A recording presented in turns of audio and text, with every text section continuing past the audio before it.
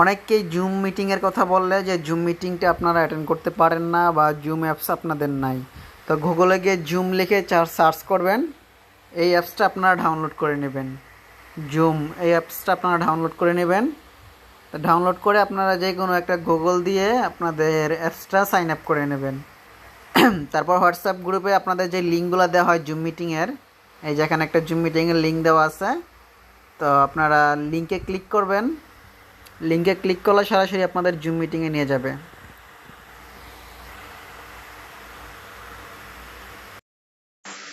এই যে এখানে কিন্তু প্রোগ্রাম চলতেছে, কিন্তু কোনো সাউন্ড আসতেছে না, রাইট?